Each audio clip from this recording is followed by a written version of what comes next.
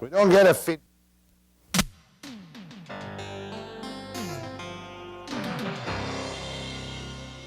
Good evening. It's all over by the vote counting, and I'm very smugly can tell you that I voted this morning at 9 a.m. precisely. Now, because of the election blackout under which we suffer, we must stay clear of politics until the polls close at 8 p.m. So tonight we're going to have a totally, and I hope delightful, change of pace. Here's Steve with the rundown. Capital Offenses, or Life in Exile by Canada's tiny, perfect columnist. Allan Fotheringham is back in Canada to sell a book, and he's in the studio with Webster. But first, she calls herself the Mayflower Madam, having exchanged her pilgrim roots for a New York brothel. And Sydney Biddle Barrows is here to reveal the secret of her success. Must start with a grim face. Prostitution in Vancouver means drugs, pimps, disease, political squabbles, red light districts, and of course the great glory of the city of Vancouver these days is that the city council, to try and keep them shepherded into certain corners of the city, puts up traffic barriers so that the girls won't bother the local neighborhoods. Now what am I going to do now? Look upon this glamorous society woman. Her name is Sydney Biddle Barrows. What a wonderful name. Sydney Biddle Barrows, who ran until she finally got nailed by the police, a prostitution ring.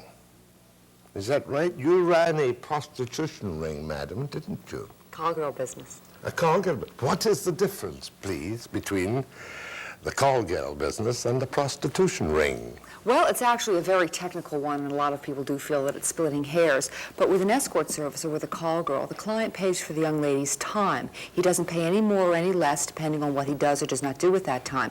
Prostitution is the exchange of a specific amount of money for a specific sexual act. I do realize it's hair splitting, but we are talking about the technicality of the law as opposed to the spirit of the law. And it's not possible to arrest and convict somebody only on the spirit of the law. In other words, you were arrested and convicted on the letter of the law and that you were supplying females for the purpose of sexual intercourse one way or another. Well, I was arrested under that premise, but I was never convicted under that premise. But this program won't make sense unless we draw attention to you yourself. Now, did you ever work as one of the girls? No, I didn't. A lot of people, think that anyone who does what she did absolutely must have done it. Well, one might have thought you would fill in on a bad night when all your best girls were out. Then who would answer the phones? So you just answered the phones? Yes. But what's different about you, Sydney Biddle Barrows, and the average man in the big hat with a fancy suit who stands in the corner taking the receipts from the girls? What's your social background is the difference? Oh, plus I think I'm far more attractive and interesting. No, I think I ran a business. I think what these No. I want to get back to the name of your book, which you're flogging now, and the experiences of your somewhat degrading occupation. The Mayflower Madam. Why did you call your book The Mayflower Madam? Well, the New York Post dubbed me the Mayflower Madam because my ancestors came over on the Mayflower. You gotta be joking. No, I'm kidding. Both sides of the family. The Mayflower was the first boat, the first settlers that came over to the United States to settle in the new country, and I'm descended on both sides from two of those people. Biddle, that seems a very prominent American name. Yes, they're a very prominent Philadelphia family. And how many generations was it before they lost their sense of old-fashioned moral values and started an escort service? Well, gee, I guess it's been an awfully long time. Well, how many? When was the Mayflower? I think it was 15 generations ago, somebody told me. I'm not exactly sure. And is it not a fact that you are the first Biddle Barrows to be hauled into the local tank? Oh, no, not at all. There are many of us have been arrested for many different things before. However, I am the only one who did this. The only one arrested for a morals offense. I think so. That's it, right now. What were you doing before you decided to get into the get-rich-quick racket of selling sex for cash?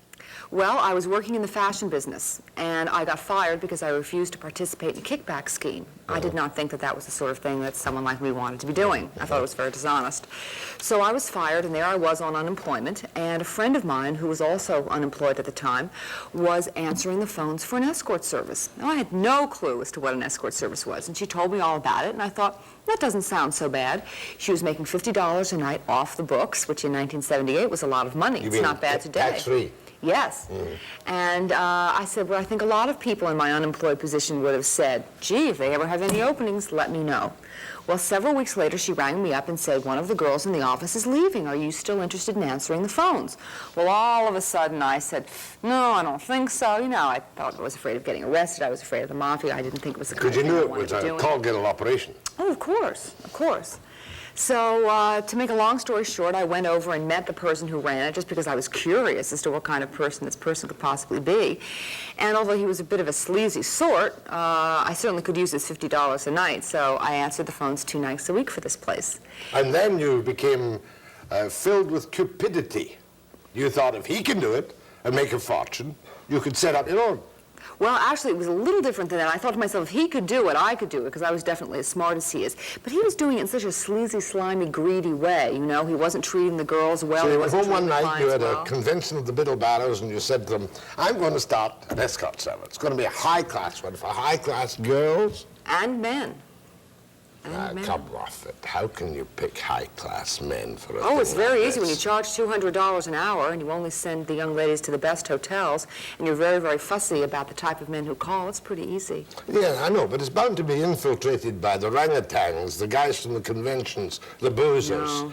the druggy people. No. First of all, they can't afford it. Second of all, they wouldn't appreciate or feel comfortable with the kinds of girls I sent. And third of all, if a girl ever walked in on anyone like that, she was instructed to walk right out, and I would pay her anyway.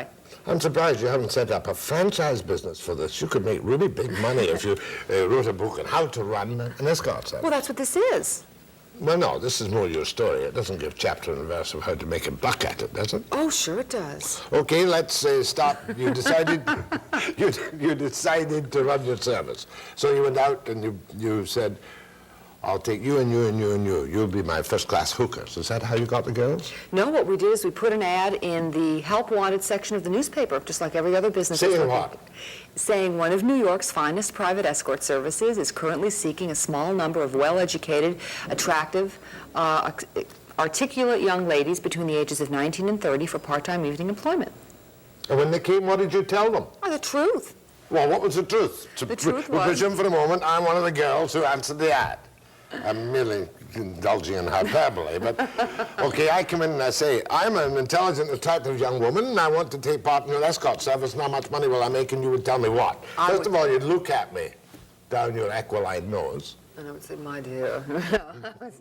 I would say that, well, by the time we closed, the young ladies were making $175 to $200 What did you tell the an hour. girl when she came in? How did you put it in your lovely, high-class way to tell her you were going to sell her body for commission?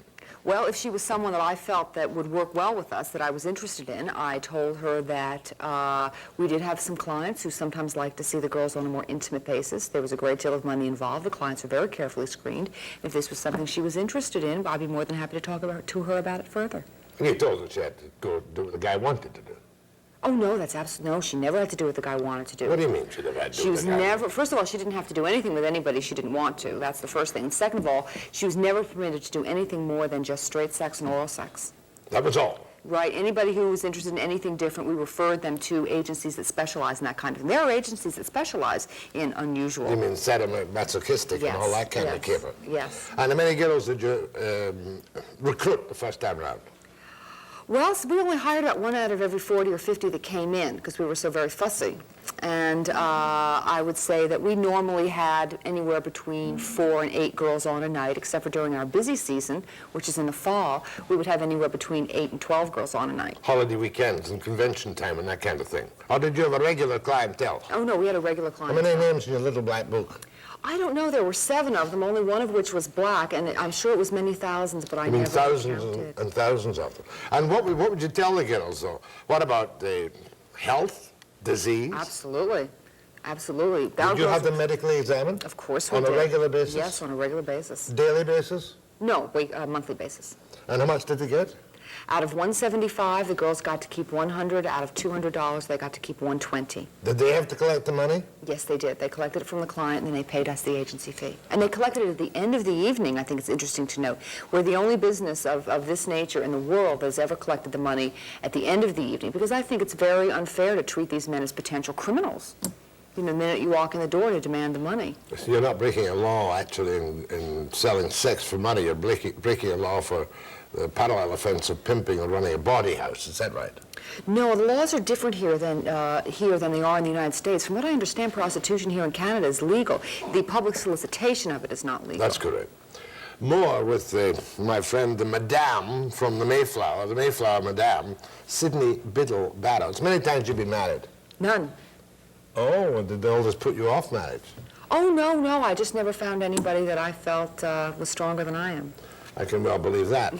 More with Sydney Biddle Barrows after the break.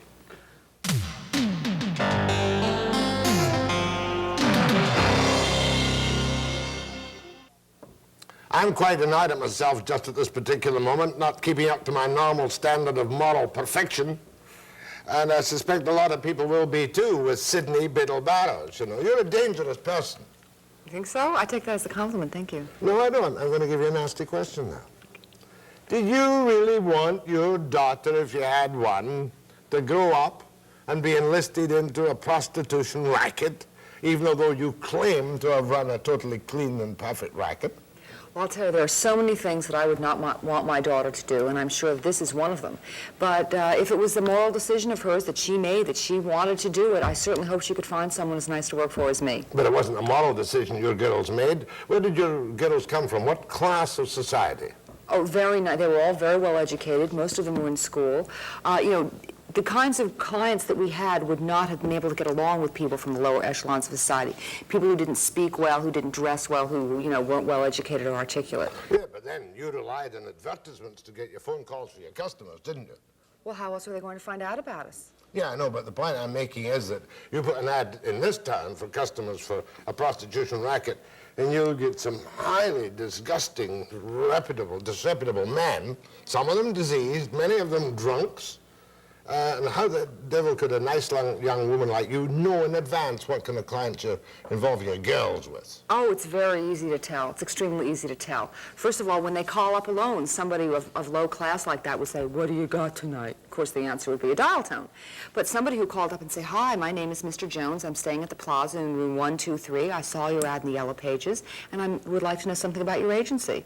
Somebody like that is obviously a great deal more civilized. You must have turned away an awful lot of telephone calls. And a large amount of telephone calls. And what about the hotels? Because good hotels in New York, and there are some good hotels in New York, I understand, don't like hookers hanging around the hallways, do they? No, they certainly don't, and that's why we did such a good business with these hotels, because our girls weren't hookers.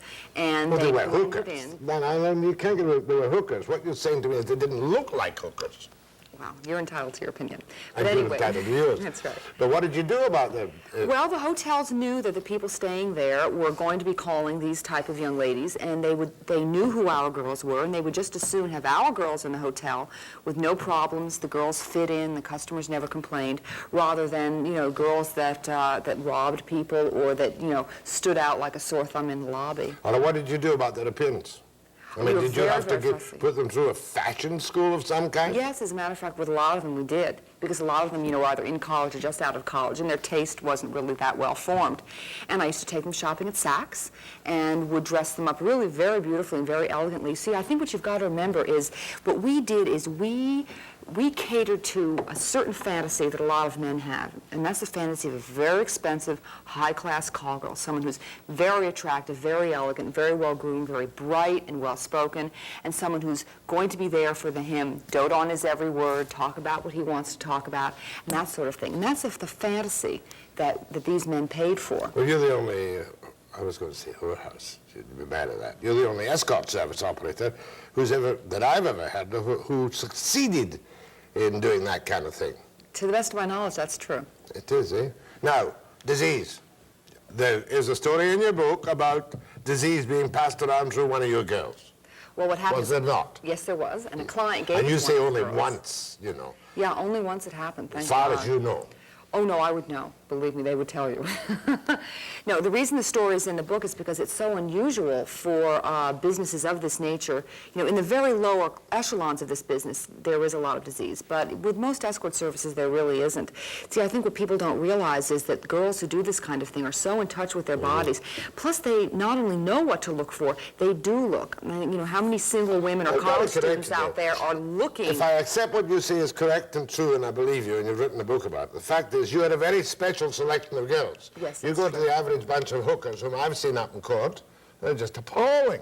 Well, there is a big difference. There certainly is a big difference. But that doesn't mean that everybody in this business is like the girls that you see in court. All right, how There much- are a different class. Down to business. How much did you gross in a good year? I never counted up gross, but I know that my very best year I netted about $50,000. Netted. By the way, when the girl got paid $175, you said, did they take credit cards with them? Oh, absolutely. We took credit cards and checks. And when they brought back the checks and the credit card, you would then deduct how much? I paid them immediately, and if it was a check for $175, they got $100, and if it was a check for $200, they got $120. And you had rates. What was the rate for what they call in the business a short time? A what? Short time. What's that? Well, there are quick tricks. I should be telling you, Sydney Biddle Barrows. There are quick tricks. Oh, we don't have such a sort of thing. We would never send a Not young in lady. your high-class We would establishment. never send a young lady to a gentleman who that's all he wanted. $175 would cover the 1 evening. hour. No, just 1 hour. Well, And that's the a short majority- time. Well, the majority of the clients did keep the girls for 2 to 3 hours. That was the average amount. Okay, and if the client kept 2.5 hours, how much did he pay? 2 times 175, That's and then half. 80. And then she would get how much out? Say $400, how much would she get? Out of 400, she would get 240, and I would get 160. 160. Yes. No income tax. Well, I told them they should pay it, and I certainly paid mine. I don't know whether they paid theirs or not. Now, you're running a big business, very big business. If you grossed, you did more than 50,000, don't give me that. No, it's true. They had huge expenses. You can't imagine what the expenses Did were. you pay all the expenses? No. Of course. You didn't have to pay for the hotel rooms. Oh, no, we didn't pay that, but we had an office to maintain. We had extensive advertising commitments, a huge telephone bill, that sort of thing. And you lived in the headquarters of your escort service. Oh, no, I had my own apartment. I had an office just like it. This was a business, just like every business. We had a health plan. The girls had Blue Cross Blue Shield and Major Medical.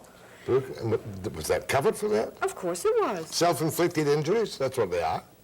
Well, none of the girls ever sustained any injuries. No.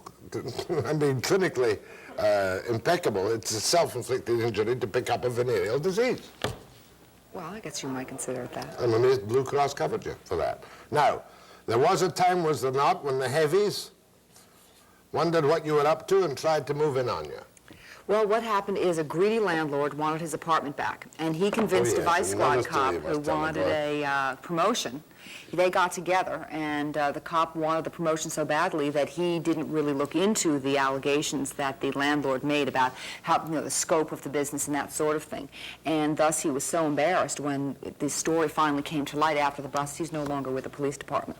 But there was another landlord, or perhaps it was the same landlord, who put nasty notices all over the wall. What did they say of your apartment block?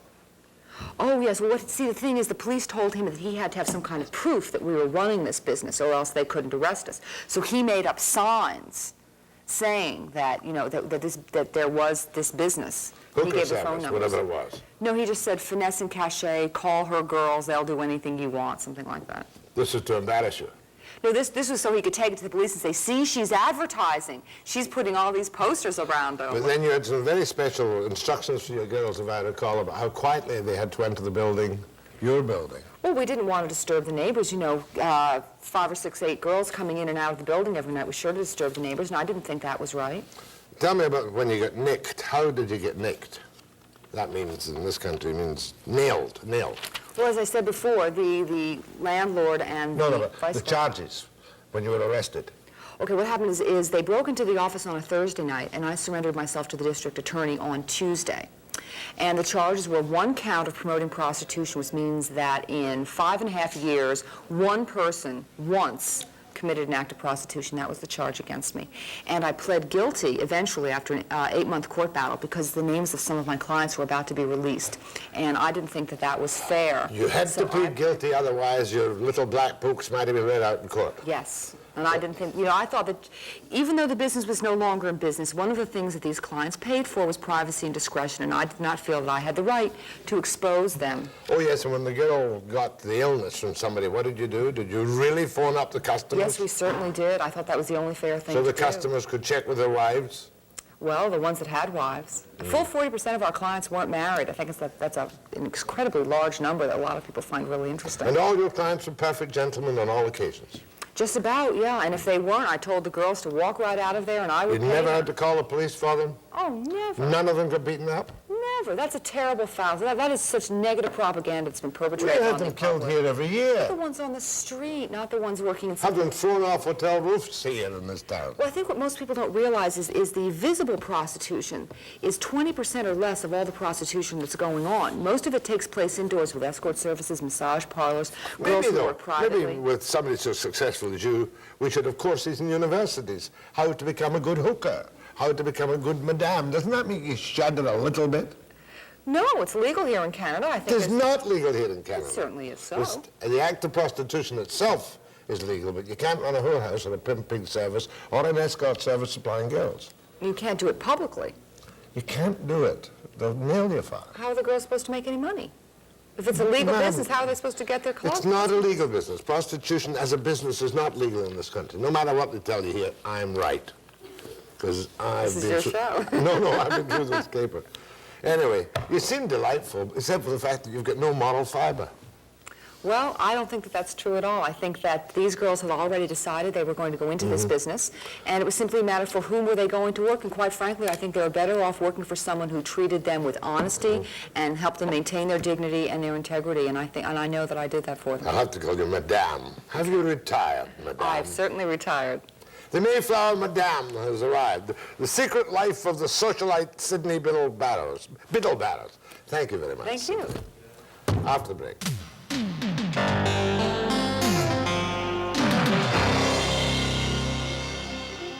Sermon on Mount Washington. And in this, I wish to welcome a distinguished visitor to this country. He is an emissary from Washington, District of Columbia, and he has written a sermon on the Mount, Sermon on Mount Washington.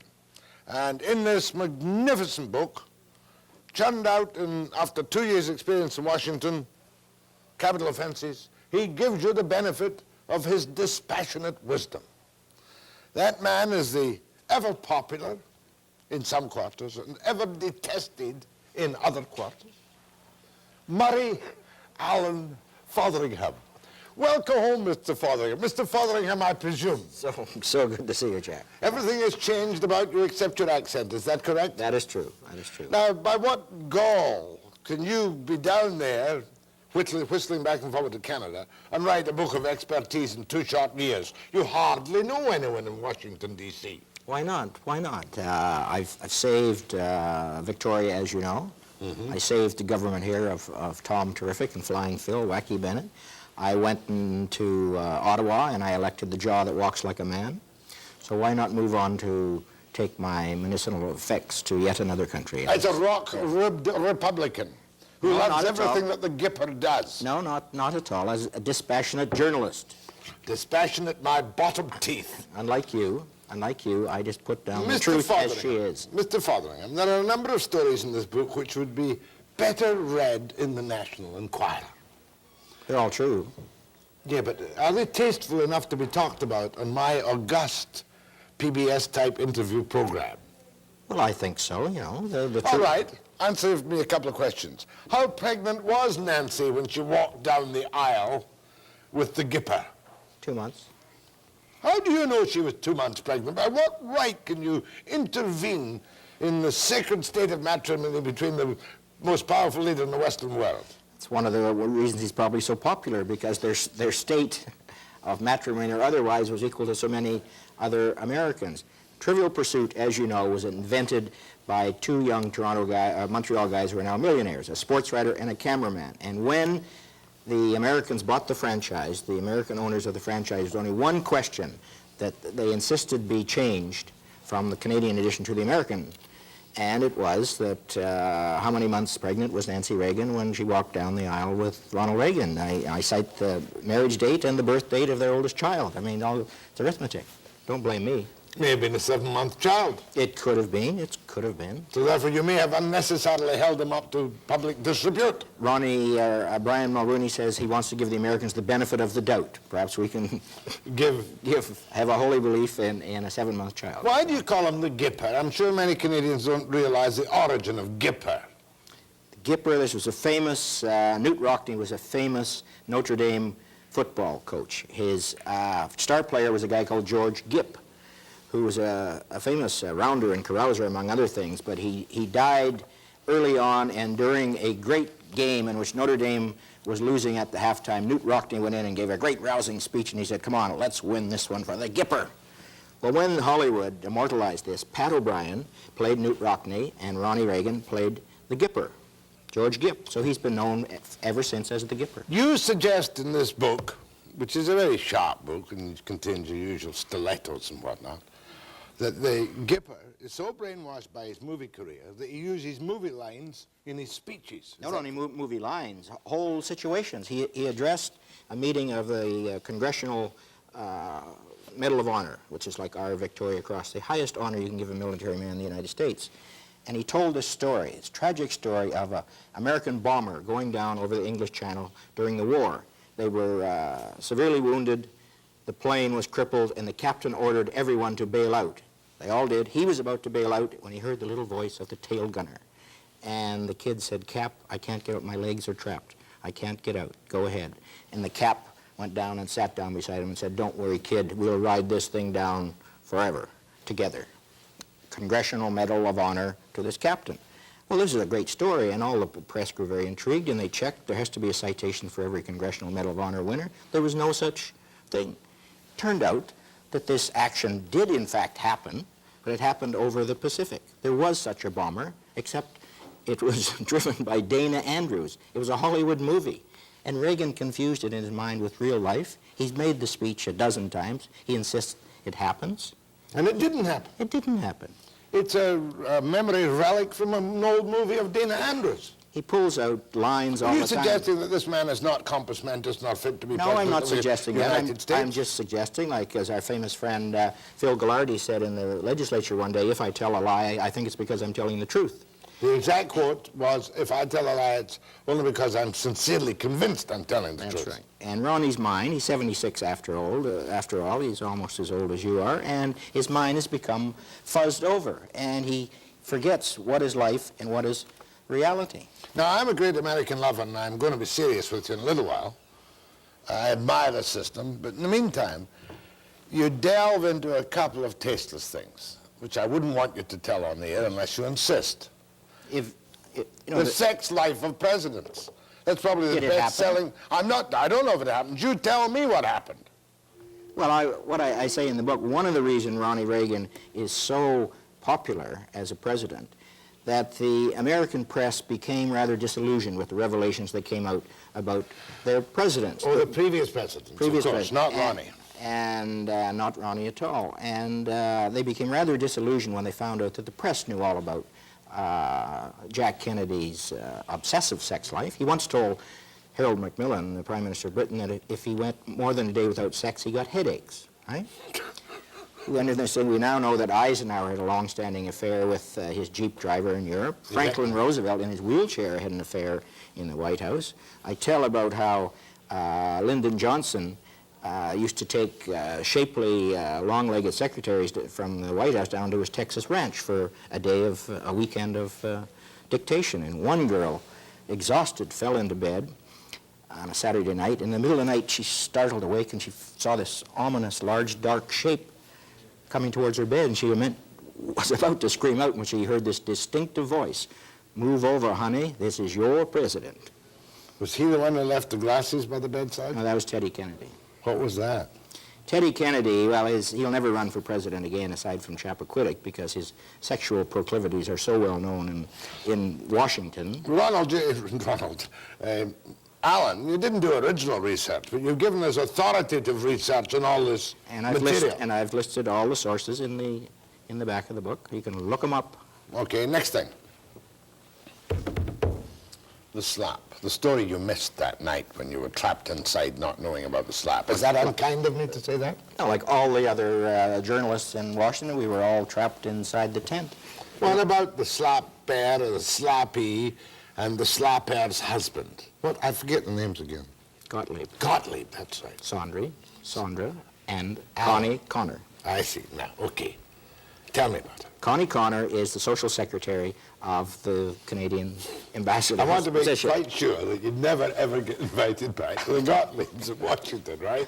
Connie Connor is a Although the book does that. most unusual woman. She's a very sunny woman of a certain age. She drives around Washington in a yellow Mercedes convertible. She has at home a yellow Mercedes sedan, a summer car and a winter car. She has been married twice. She's lived all over the world with some of her military husbands. She used to work for the State Department, and she was Sondra Gottlieb's social secretary. And she's the one who got the wham bam, the famous night of the dinner. Why did this not spell the end of the career of both Gottliebs in Washington? Well, because Gottlieb is so good. He's a superb ambassador for Canada, and he in fact offered to resign that night. He offered to Brian Mulroney that night. Because Mulroney had been down there doing his big thing, and all of a sudden the Acid coverage rain. the next day is on the slap and not on Mulroney. Mulroney's on page 8, Saunders on page 1. So Gottlieb said, I shall resign. A very smart preemptive strike, because he wasn't going to accept it that night. He didn't know the reaction, the fallout from the slap. And so Gottlieb will serve out his time and go. I think he'll serve out the end of his 5th year, this end of 1986. How much is this book, Alan? 1995. 1995. Cheap at twice the price. More with Allan Fotheringham. Capitol offences. Dr. Foth meets Uncle Sam. If you want a friend in Washington, buy a dog. After the break.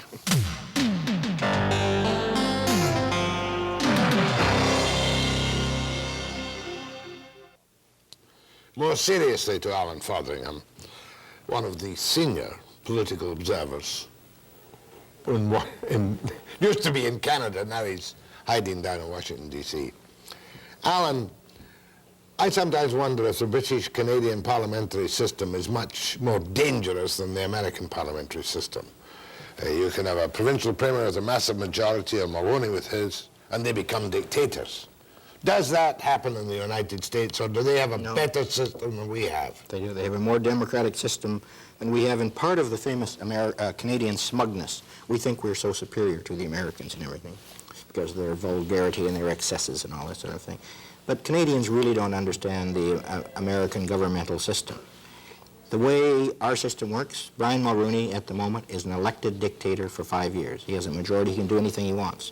Reagan cannot do anything he wants, as was shown by the South African sanctions. Congress, being pushed by the liberals and the academics in America, wants very strong sanctions against South America. Reagan and George Shultz don't think sanctions work, and they don't. So Congress passed a bill on strong sanctions. Ronnie Reagan imposed the presidential veto. Congress, by a 2/3 majority, what they need to override a veto, said no thank you. You can't have a Canadian Parliament overthrowing a decision by Brian Mulroney. He does what he wants. And it's not so long since the Congress finally set down a time limit on small wars, as I recall, after the Grenada affair, did they not? That's right. And the president, I mean, they've set up this because of your ancestors, because they hated an English king, and they were so, when they threw the tea into Boston Harbor and they set up their country, they were so nervous about one authority, they set up this famous system of checks and balances. You've got the Congress here, you've got the president there, and you've got the Supreme Court there, and they're all equal. And they also set up this ludicrous law they have that every American is allowed to wear arms, with the net result, as I read from the stuff in your book, that Nancy Reagan sleeps with a little pistol under her pillow. Is that correct? As she explains, it's just a little gun, as if little guns didn't kill, right? Yeah. Now, what about the committee system, though? We are beginning to move towards a committee system, but do we have the freedom of information or freedom of access as newspapermen or broadcasters, reporters in Canada, that the Americans have? No. No, the press is a very important part of their Constitution. It's in the Constitution, the First Amendment. Press is more highly respected there. The press, among other things, works much harder, is more highly educated. drinks less, is more respected, and they really play an integral part in the American system. One of the things that frightens me just now is the prospect of somebody like Pat Robertson running for president. How much is the Republican Party controlled or liable to be controlled by the fundamentalists, the evangelists, the people with the news shows so-called on famine and poverty and whatnot throughout the world? Everyone's been making fun of the fundamentalist people, the Jerry Falwells and the Pat Robertsons, but they're now beginning to realize that these people can have an effect on, they can't win, Robertson can't win the nomination, same as Jesse Jackson couldn't win the Democratic last time, but Jesse Jackson had an effect eventually with his position on blacks, on women, minority groups, on labor policy, had an effect on the Democratic platform. And Robertson, he says that I want $3 million for my folk out there in TV land to prove that you love me and that I will run. And all these people, the Fowles and the Jimmy Swaggarts and the Oral Roberts and everything, they control a lot of people out there. Is there a danger that the good sense of the average American might be overtaken by those who believe in the rapture and an instant salvation when the Holocaust comes? Well, it won't be taken over, but if say 20% of the Republican vote is anti-abortion, that's going to affect the guys who draw up the party platform on abortion. Now, their committee system is much tougher than ours, is it not? Much tougher and much more powerful. You've got someone like Teddy Kennedy, who says he'll never run for president again, but becoming chairman of a powerful committee, he is a force in the country by himself. If you had that in Canada, you could have independent MPs who our friend McGraw, who in Newfoundland, you could have... Who's been banished to some wasteland somewhere, has he not? Lieutenant Governor of Newfoundland. One of the most telling stories you tell is the difference in the timing of congressional inquiries vis-a-vis the plane that glided to Gimli as against Christina McAuliffe. Tell me. We remember these goofs at Air Canada who couldn't even figure out the gas in the Air Canada plane that ran out of gas and glided into Gimli. They formed a royal commission to look into what happened. We remember the Challenger space shuttle that blew up. And it took 5 times as long for the Canadian investigators to find out why this Air Canada kite ran out of gas as it did for the Americans to go right to the bottom of the Challenger thing to fix blame. They've cleaned out practically all the top rank of NASA. The people who had these famous O-rings, the fact that they never should have been sent up that night with the temperature so cold. And they did all that in a matter of 6 months. Very authoritative report, bang, on the president's desk. I talk about the Donald MacDonald Royal Commission into Canada's economic prospect. It took $20 million, took 3 years. I talk about the Ledane, you remember one of your favorite subjects, the Ledane Royal Commission into use of drugs. It was thought at the time that pot, marijuana, was such a dangerous thing. He took so long to turn in a report that the middle class by then had turned to cocaine. It was all out of date. Mm-hmm. It's quite an incredible thing, but on trade, for instance, do we matter? If you walk in to see somebody in Washington and say, I want you to be terribly concerned about the shakes and shingles, or the countervail, or the free trade talks, do they give a damn? No. No, they don't give a damn. They're worried about Japan, they're worried about Korea, they're worried about cheap imports, which is threatening their union, causing unemployment. Canada, they don't concern themselves about, and when they do look at the trade deficit, the imbalance, then they look at the lumber situation and they say, we don't like what we see, and the figures are there. Van der Zalm ruined the Canadian position completely, pulling the rug out from under a united Canadian stand by saying, oh, we'll up our stumpage fees. All these years, Canada has said there's nothing wrong with our stumpage fees.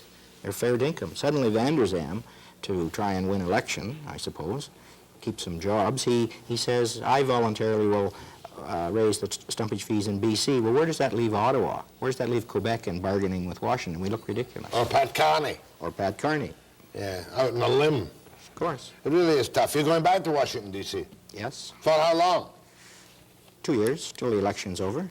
Until their election is over? Until their election's over in '88. And you will then have served your penal servitude of 4 years in Washington, D.C.? My purgatory. And there'll be another book at the end of the purgatory. I would hope so. I'm just trying to think of something to finish with, something funny. Oh, yes. Murray Fotheringham.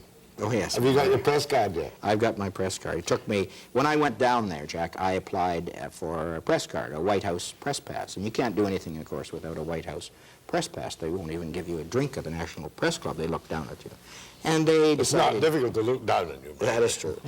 The White House said they didn't want to give Mr. Fotheringham a press pass for a reason unbeknownst to them. And so we pleaded with Larry Speaks, Spokesman Speaks, and we wrote letters and everything from Nick Hills in Ottawa. Ambassador Gottlieb pleaded for me and everything. So finally, after 6 months, here I was, a leper, a journalistic leper. They phoned and said, your press pass is ready. And I walked around there, and they'd taken it off my passport. And there it was, Murray Fotheringham, the famous Canadian journalist. Capital Offences by Murray Allan Fotheringham. Back to Washington you go, and look after our interests. And remember, don't be tempted to slap anybody. Right. And a P.S., going to have a free-for-all, not on politics, although I see I slipped a little bit there just now in that pre-taped interview, but not on politics after the break.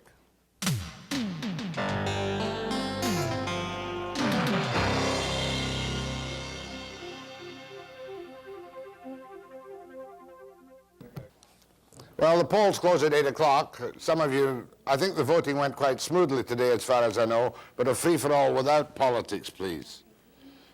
Go ahead, please. Hi, I just wanted to make a quick comment, no question, and that is I'm really glad you're on at 5 o'clock now, instead of being on at 9 o'clock in the morning. Well, I'm very pleased to hear that because, of course, after 30 years of morning programming and almost 9 on BCTV, the 5 o'clock thing has come as a dreadful culture shock to me, and of course one doesn't know yet how the response is to Webster at 5 p.m. Right. I find it changes my pace considerably.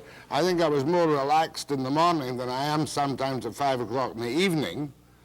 Yeah, you're probably right about that, but it's really nice to see you on. I used to watch you a few years ago, and that was when I wasn't working during the daytime, and I really enjoyed your show, and I often wondered why they didn't have you on in the evening. Well, how do you like the mix of programs? I think it's great. I think it's wonderful. I mean, when we come in here in the morning, we really don't know half the time what the devil we're going to be doing.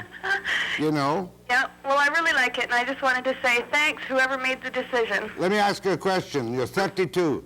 Pardon me? You're 32 years old? No, I'm 22. Oh, I was only 10 years out. No, I've just been watching you for a few years, Jack. Well, I hope you watch me for a few years more. I will, don't worry. Thank Bye. you very much. Go ahead, please. Good evening, Jack. One of the things I want to ask you is in terms of the fisheries on the West Coast here. The next time you get one of the federal ministers on here is ask them why they haven't married up with the Japanese system in terms of the chum fisheries and the same production ratios that the Japanese have been able to do. Japanese have been able to produce enough fish nearly to become self-sufficient. If you look in the stores right now, we've got Japanese salmon, Japanese trout, and just cutting the throats of the people in British Columbia. And I'm very curious of the fact that that somebody hasn't lit a fire under the working or the geographic working group here and started to produce fish in the same methods, in the same quantities, to put our fishing fleet back to work.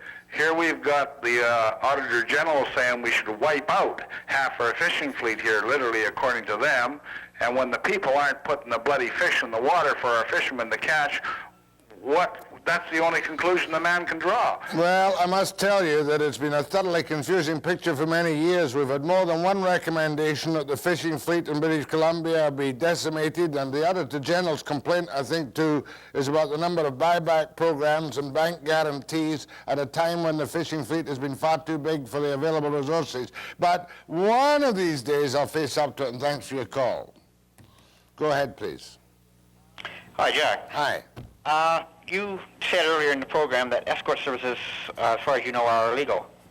I said escort services that sell the services of women for prostitution are in breach of the Canadian Criminal Code, no matter how many ads you see for escort services whose proclivities and activities I couldn't prove either way. That's because they all work on a callback system. But if you run a prostitution ring, as Sylvia Biddle Barrows did, and you're sending girls out to sell their bodies for money, you are living off the avails of prostitution, even if you're not running a body house, and as such you can and should be nailed. I agree. Good. Okay. Much obliged. Bye. Go ahead, please. Hello, I'd like to comment on Miss Biddle Barrows there. This is I was kind of distraught to see her on your program. It's the fourth time I've seen her on television in the last 2 months promoting her book. And it seems like you were entertaining her and she got all the promotion she was requiring from you. Thank you. Well, I tell you the truth, I feel a bit shamefaced about it myself. During the time when I was preempted by the ball games, we do some pre-tapes. And I thought I was sufficiently paternalistic and enough acerbic enough to make people realize that I think it's a bad way to go about and do business and make a dollar. She's a charming woman to look to and to talk to, and I do not believe or accept half of what she told me. When you're running a blind escort service and picking people by the tone of voice, you could still your girls could run into the most brutal customers that the Lord ever put on this earth. So I don't believe all she told me, but question of taste, I suppose. But the world is different than from when I was a small boy. Go ahead, please. Hello there. Yeah. Yeah, I just think, Jack, you might find something in your Christmas stocking from her because I thought you treated her very well. But anyway, since you come from the old country, I'm curious, when something is we, as in small, how do you spell we-est? What's, Weest. Yeah, when something is weest, spell weest. You don't use it. If you're speaking in the Doric, in Scotch vernacular, you say we, and if it's very wee, you say... That's a comparison. You say guy wee. Oh, is that how it goes? Or wee totty. You would say wee totty, like Fotheringham is not just a small columnist, he's a wee totty columnist. Well, yeah, Mulrooney, I guess, would agree with that. Yes. Yeah, no, and so would I. Well, so there is no weest, or weer. Oh, I'm weirder than you. Yes, you could say weir, but you couldn't say weest. I'm the weir. You might say I'm the weest of the clan. So nothing can be spelled with 3 E's, though. You mind your own business. If I want to spell it with 3 E's, I'll spell it with 3 E's. That's my humor. I'm not just shouting at the man. I can't see these things without my specs this year. Golden. Yes, I was wondering about the federal government. I guess we can talk about that. In guerrilla politics, about the government crown corporations. Supposed to be so many crown corporations they can't keep track of it. And with the Auditor General report, I was just like, there's one scandal that I was wondering about. Could do something like Ralph Nader and find out about more about transportation via rail, the services that they offer sometimes. For myself, I phoned via rail this morning, and like 18 months ago, one of their morale of their sleeping car conductors attacked me, and I reported this to police, and now they're saying it's going to take another 4 to 6 weeks before they find out what they're going to do with this employee. I can't to compensate me. That's up to you. Go to your MP, go to your MLA, go press your case, complain in writing to the Railway Police, the RCMP, and keep bashing at them. That's all you can do. I can't make any judgment in your case. Go ahead, please. Hello. Hello. Hello. Yes, I have a question regarding Madam Mayflower, one of the escort service. You had referred to her as lacking social fiber, or moral fiber rather, and I would have to agree with you. But you have to acknowledge that there's certainly a demand for her services.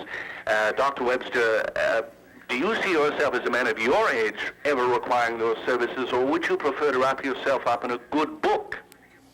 I would prefer to do the correct and proper thing and say, no comment, sir, and no, I would not need, nor would I desire the services, and I'd wrap myself up in a good book. Jolly good. Jolly Thank you good, very Joe. much. After the break.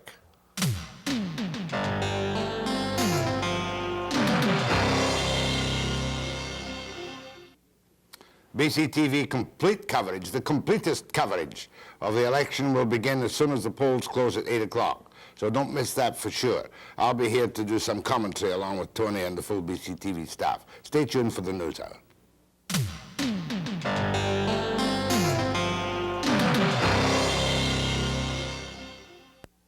Head and Shoulders. If every woman had the same type of skin, every woman could use the same. New faces, new races. The News Hour with Tony Parsons.